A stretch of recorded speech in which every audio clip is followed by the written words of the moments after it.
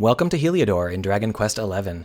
This is the city that made me want to make these videos. I saw some images of it and I said, ooh, that is some world-class asset reuse. Let's talk about it.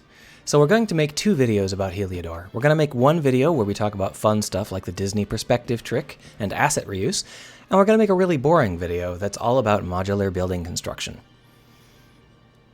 This is the really boring video. We're going to talk about modular building construction. Buildings are your Achilles heel as an indie dev. You've only got so many parts, and you have to use them over and over and over, and your buildings always end up looking square and repetitive, and your cities always look like garbage, and it's just a mess. At least, if you're anything like me. Anybody who says buildings are easy is either a genius or an idiot or both, because they're not. It is a nightmare to get your buildings to look decent. But there are techniques you can use. There are ways that even indie devs can create buildings that look great. And Heliodor uses all of those techniques. So let's talk about the number one technique you need. The number one thing as an indie dev, if you want to build a city, you absolutely have to have opaque windows. Yeah. Seems pretty strange, but opaque windows are critical because it means that you can fudge the interiors. So if we could see through this window, we would find out that that wall cuts through the entire building at 1 foot in, and it would just be a no-sell. You wouldn't be able to buy that for an instant. But because the buildings are opaque, all the windows and doors are all opaque, we can't tell. And as far as we know, as a passerby, this wall has a hole cut in it for the building. And that's the sort of thing you can get away with if your windows are opaque. Similarly, you can have the buildings clip into each other, which allows you to do small offsets and overlaps. That really breaks up the squareness of the buildings, and again, you can't tell that it's doing it because the windows are opaque. You're not able to look inside and see the clipping errors. Now, this particular city plays it very straight. Most of the buildings do not have interiors, and the buildings that do have interiors that are shaped exactly to the exteriors. They're part of the same world. But that's not necessary. You can, in fact, load up building interiors as a separate object when you enter the building and unload the exterior. So if we use that technique, we would open this door, we would walk in, and we would see an interior. We wouldn't see a wall cutting through or anything like that because that's all exterior stuff and it goes away. That sort of trick is surprisingly easy, and it means that you can make every building in your city have an interior and not worry about what it would be clipping into because of how you built the exterior. That gives you tremendous freedom. And even if you don't do that, it means you can still put together a lot of garbage buildings like this, and they'll look fine. And sure, they won't have interiors, but who cares, right? So, number one tool as an indie dev, opaque windows. The other thing that you're going to need as an indie dev is a modular building kit with the right kinds of modules, because your goal is to break up the squareness of your buildings. Now, you can break up the squareness of your buildings in ways that don't require you to have the right kind of modular elements. For example, if you move buildings slightly, like this one is moved slightly back and slightly up, that breaks up the squareness to some extent. But if you want to do it right, you've got to have the right kind of modules. Now, some people might be thinking, oh, you mean like round towers or 30-degree turns or... I don't think so. Those things lock you into very specific layouts that don't really work in terms of freeform level design. You're locked into a specific rigid feel, and it just feels awkward. No, the kinds of components you need are the ones that allow you to break the squareness of the buildings in much more fundamental ways. You need ways to break square buildings even if every building in your entire city is perfectly square. How do you do that? Well, let's look at the way they've got their stuff constructed. These are all the same wall size. It starts here and goes over to there, and then there's a cap wall, which starts here and goes over to there. You can actually see the seam right above my head. I'm rotating the camera so you can see it flicker. It's that seam right there. And these nice thick walls mean that your result isn't precisely square. It's got a little bit of a rectangular shape to it because two of the walls are capped by two of the other walls. That is great. There's no reason to have your buildings be perfectly square. The only reason that most people make their buildings perfectly square is for snapping purposes, but I don't recommend snapping in this situation. Your exterior elements just need to fit together flush. You don't want to worry about your buildings being on a perfect grid. In this case, what advantage does this offer us? Because this is still a square setup, right? It's still very rectangular. These are straight walls, and they're in short segments, and they don't turn or anything. So how does this break up our squareness? Well, we can replace this front wall with something that's not a wall, but has the same footprint. For example, an overhang. Let's go over here where they screwed up. There. You see how this building doesn't have a second story side window. Right up there above our heads is a hole in the building. And what we're seeing is how they put together these overhangs. The overhangs have the same size footprint as the front wall. But instead of being just a wall, they're actually a wall that's also on a ring, with two walls and a floor and a roof. And that's how they do it. It has the exact same footprint as a wall, but it extends out a little bit. Now, this isn't rare. If you were to play Fallout 4 and put together your own little settlement, you would find that a lot of the settlement options have the same sort of overhang or bay window. But in Fallout 4, it's optimized for interior space. The walls are all paper thin, and the size of the overhang is exactly one tile wide.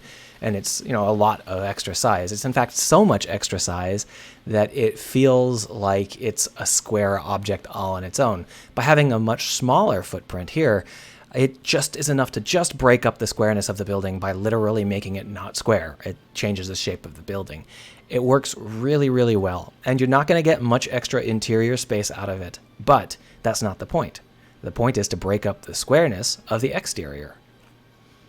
To make them feel unique, there are a lot of different ways that we can texture them. So these windows up here can change from element to element as we just slap on different textures and different decorative meshes. Similarly, we can change the support structure. So here we've got these Y-beam supports, whereas over here we've got some scalloped concrete supports and some more Y-beams, but a slightly different variety. So by changing out these elements, you can make your buildings look unique. If you're building them manually, that's something you just do manually. You can also automate it. You just have different elements, and then you look at the elements nearby, and you try not to look too much like them. So by changing the textures and the support structures and the decorations, we can make these look unique over and over and over again. But their primary purpose isn't to look unique. Their primary purpose is to break up the squareness of the building. And they do that excellently. But because of the way these buildings are structured, you can't realistically have this sort of overhang on two sides at once. That's just topologically impossible given how we've built these structures in the first place. So you need other options. How do you break up the squareness on the flat side of the building? Well, you can use these giant walkways or a tower. There are lots of ways to do it. Let's go ahead and take a look at a perfectly square building. This building has no overhangs on the second floor. The shape language has changed. We're entering into a different part of the city. So over here, we've got all of the overhang cities, all the overhang buildings, which are the kind of sprightly entryway buildings. And then as we move back, we move into a more densely settled portion of the city, and we have just straight, flat construction everywhere.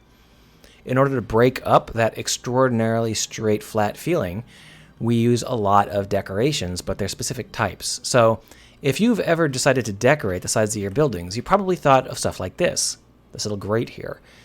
That's just decorating the side of your building. It doesn't break up the squareness of your building. In order to break up the squareness of your building, you need something that actually breaks the vertical line when the player looks at it. And this sort of very, very wide veranda is a great way to do that.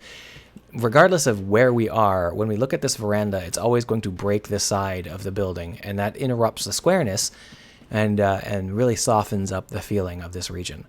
Similarly, if we have a porch that we're beneath, then things on the porch, like fences, can break the edge of the building. We already saw this in the very first town, Cobblestone. There were at least 2 examples of this exact same approach in Cobblestone. So this is a very, very reliable approach. It's used everywhere. And obviously another option is just to add a huge structural element and break the side of your building by breaking the side of your building. So this serves the same purpose as an overhang, but it's a different shape and much more aggressive. And it's not the only way. For example, over here, you can see that they've used arches to the same effect. These arches make no sense. You can't walk on top of them. They don't serve any structural purpose. They wouldn't ever be built in a real city, but they exist to soften the squareness of this particular corridor, and they work great at that. The arch actually makes a very, very nice soft counterpoint to the aggressive squareness of this part of the town. So even if it doesn't make sense, you can use it. All you have to do is make sure the player doesn't notice, and you do that by drawing their eye away from it. So another thing you can do is use diagonals. So for example, these staircases cut across this building in a diagonal pattern, and that breaks up the squareness. Similarly, these steep roofs have diagonal elements to them, and that breaks up the squareness.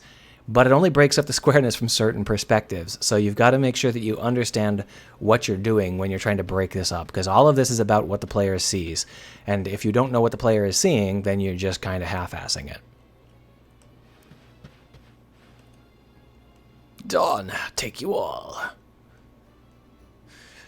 Now, we do have some things like this little tower and stuff like that, but those are just extra decorations. The core element of how this works is you want to break up the squareness, and you do that by adding structural elements, whether it's a tower or a walkway, adding decorative elements that actually break the edge, and adding elements that obscure the edge when you're at the angles that the game dev expects you to be at, like these fences.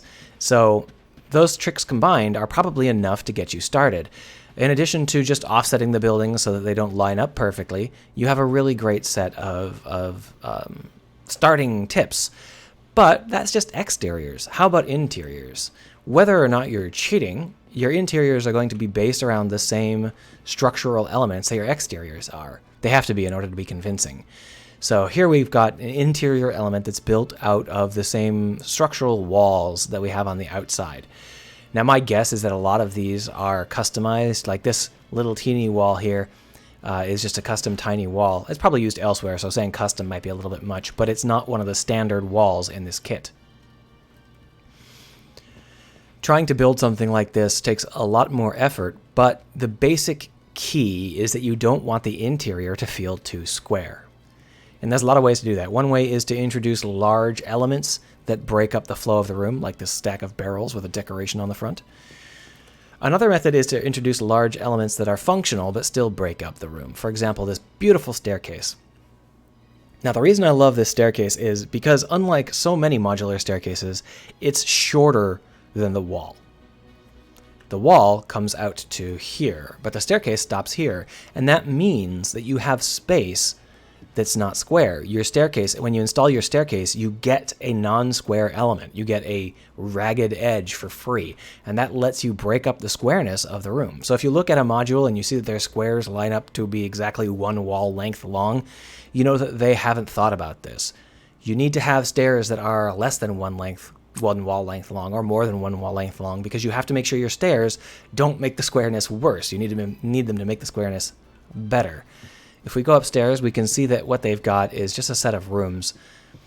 Now, this sort of layout works fine in this sort of game, but I think most games might not want this particular kind of layout, and there are things you can do to break this layout up. This wall here, this one running across with the two doors, it doesn't have to be there. Assuming that the staircase and the exit door weren't in the way, it could be slid this way as far as we wanted it to be. We can create narrow hallways out of these shapes by simply sliding the interior walls around. There are limits to what we can do with that because there are going to be clipping problems if we're not careful, but we can create some really, really nice setups where we've got narrow halls and wide rooms and that sort of stuff. Now, they didn't do that. All of their rooms are exactly one logical unit in size. This is the logical unit in this case. Or you might call it two logical units, this here and then this here. This is afforded by their wall construction, and it works fine, but it's not very inspired, and you can do different things if you want to. You don't have to. It's much faster and easier to put stuff together like this. But if you're putting together something that's supposed to feel interesting, you might think about how you can slide the walls around to create narrower and wider rooms. Another thing to remember is even if you're using the exact same mesh as the wall for both the interior and the exterior, they don't have to match up because you have opaque windows. So this wall here is an exterior wall, and the exterior has one texture on it and the interior has a different texture on it. And you can tell because that window, that brightly glowing window, if we go outside and take a look at it, it's shuttered. So where the heck's the light coming from? Well, the exterior and the interior are different textures, and it's fine. The player's going to buy it because the walls are opaque. The windows are opaque. Great. I love it. Roofs are a major sticking point in most pre-bought asset packs. Most people don't like building roofs, and so what they give you is just like a couple of basic roof elements, and then you're on your own. But you really do benefit from having more complex roof structures like these. So think about adding in a lot of roof complexity, because you can do really, really great stuff with creating massive overhangs and heavy elements to break up the squareness of your buildings. And we'll see that later as well. Now, we've talked a lot about this entryway where the buildings are overhang based, and we've talked a lot about these perfectly square buildings, but there are times when you want even more stuff. So every single part of your city needs to have its own shape language, its own theme, its own feel, and one part of that can be importing assets from a different asset pack. These green moss walls are not from the city asset pack. They're clearly from a completely different set of assets, and that new different set of assets is the church asset pack, which you can see the church is right here. So although these green walls don't fit into the rest of the city, rather than saying, oh, I can't use them because they don't fit right, they don't have the right color scheme, the right texture, the right feel, instead what they did is they said, the entire district here will be based around these green walls. We will make them a thematic element, and the player won't notice that they don't fit. So if you need to reuse assets and they don't seem to quite fit, well, then you can create yourself a district that is centered around those not quite fitting assets, and it will fit. We'll see more of that in a minute here. You can tell that this is not part of the city asset pack because this is something that never appears anywhere in the city. It's obviously just baked into this specific asset pack, but the assets work out. It's all good. Here is a wonderful overhang I wanted to show you. I think that this hallway was an error. This alleyway was an error. I don't think that they intended to have an alleyway here because the textures reset kind of in the middle, and that's usually something you don't want the player to see. But they've hidden it away in an alley by A, making the end into a little garden area, and by B, creating this massive roof overhang that sells the alleyway as something that exists in the town rather than as separate from the town. It also breaks up the squareness of this building. So you can see they've done a lot of effort to keep these buildings feeling less square by offsetting and creating overhangs and that sort of detail work. Here you can see them doing a wonderful job of masking a square shape on an interior corner. This shape here was probably too noticeably sharp, so they flattened it out or hid it away by creating a little veranda here that is just perfectly placed to break up the vertical line of this seam. These structures here break up the vertical line of this seam, and they're great too. You see these wooden structures everywhere in the city, and they actually extend for another 2 or so meters down into the ground. They're quite tall, and that's fine because you can just stick them in the ground. And these can be resized. Unlike buildings, which have doors and windows that are specific sizes, you can resize these support elements. And that means that you can really make good use of them for masking the edges of your buildings. You just scale them to whatever size you need. This alleyway here is a great alleyway. It perfectly leads into and out of this kind of southwestern region where there's overhangs and tightly knit buildings, and it really feels like you're in Mexico or Arizona or something. And this is the way to sell that, this entryway, which has this nice rounded element. Now the entryway doesn't make any sense. Not only can you not enter this door, but it's got these railings as if people could walk around up there, but there's nothing up there. There's no way to get onto the top. There's no doors leading out onto it, so the railing is nonsense. It serves no real world purpose, and that's fine. As long as the player doesn't notice, you're fine. There are lots of other decorations that I love here, like this laundry decoration, but we'll talk about that more in the other video, because that's not really part of the modular building, although it is being used to break up the squareness. Let's go ahead and talk about when you have really stiff assets. Stiff assets are harder to use because you can't adapt them as well. You can't hide them as well. So if you see them too often, it's really noticeable. And that often makes them really hard to work with. But again, if you take a stiff asset and you use it as the thematic core, you can end up making it feel like a theme rather than a weakness. And these brick buildings are a great example of that. These brick buildings are extremely stiff. They only have a few variants, and they're not really very distinct variants. But by making them the heart of this area feels like it is intended to be, these are intended to be here. These are very similar buildings on purpose. This is where the bankers hang out, right? So this is a great job of selling a very limited asset in a way that doesn't feel repetitive. And there are a lot of pieces to this. Like, none of them are straight on. They're all caddy, kind of off-center from each other, rotated in different directions. In addition, you can only really ever see two of them at the same time, and the two of them are using the differences. They're using each of these pairs is using the sets that are as different as possible to make these buildings feel as different as possible, even when you're looking at them at the same time. So offsetting them and rotating them and trying to make sure that the player doesn't see exact duplicates at the same time, it's all very well done. In addition, they've put in some barriers so that as you're approaching them, you don't really see the buildings all very clearly. These trees break up the lines of the buildings, and so rather than see exact duplicates, you just see bricks. You can't see them clearly enough to tell that they're exact duplicates, and since they're at different angles and different distances, it works really well. So this is a great way to approach your city building when you have very stiff assets. You turn them into a theme, and you hide the fact that they're repetitive by obscuring them, in parts. Whoa. And that's really what I wanted to talk about. You can make these modular assets work for you, and if your assets aren't modular enough to do this, you can still use some tricks to obscure the fact that they're too repetitive. And rather than trying to staple things to the buildings, you can put trees in front of them or something. So these tricks and tips should be able to get you well on your way towards building your own city out of whatever limited assets you have. If it works for Heliodor, it'll work for you.